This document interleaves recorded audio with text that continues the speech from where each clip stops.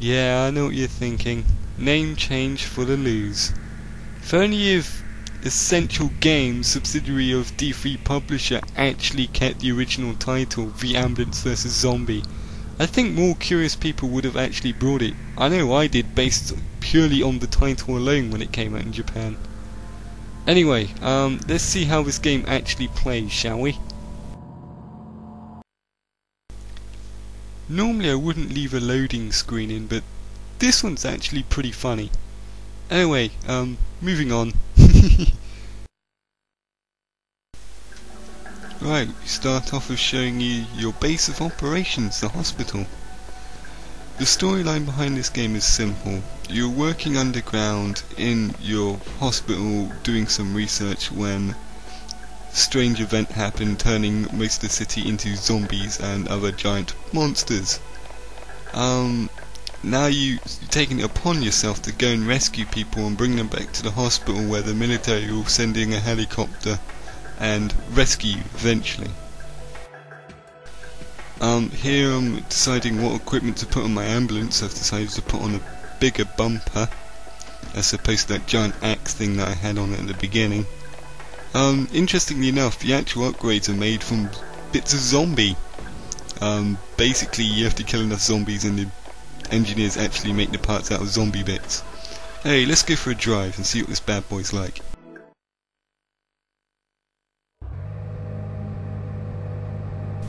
Right then, as you've probably noticed by now, this game's actually very atmospheric. Just to explain what everything is on the screen, top left is your hospital's morale meter. If that drops down, then you die. Here I'm showing you the map.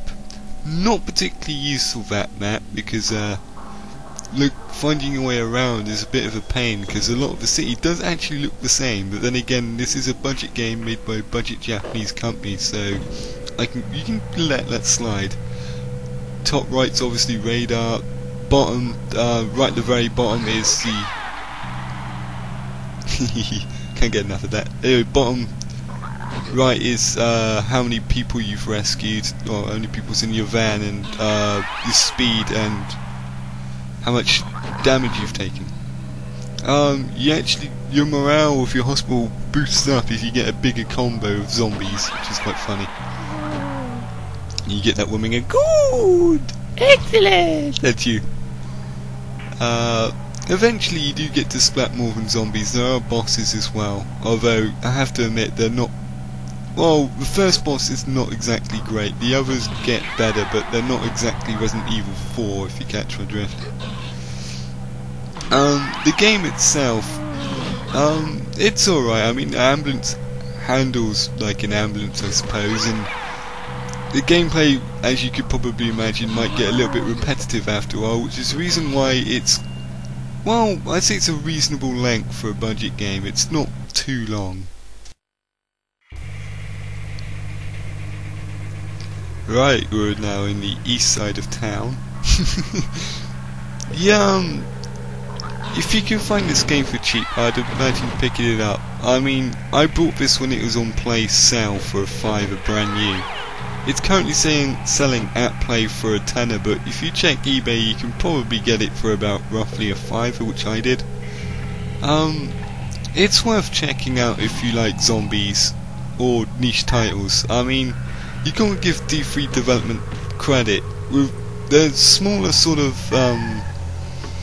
development companies, because they're literally a collective of a load of game development companies. They do tend to go a bit more ambitious sometimes. Like, normally they just end up ripping off like a good format of a game that's from a popular game, like Dead or Alive Volleyball or something, or Breakout. But on this, you know, they actually decided to actually make an original concept and stick with it, and yeah, you can tell that they actually did put some effort into it. It's just got some niggling flaws, like, for example, you generally tend to get all the ambulance parts too quickly, so they didn't really pace out the game well enough. Also, as I said before, the gameplay does get a teensy-weensy bit repetitive after a while. But all in all, it's still pretty enjoyable, and if you're a fan of budget games, especially Japanese ones, you should give this game a try.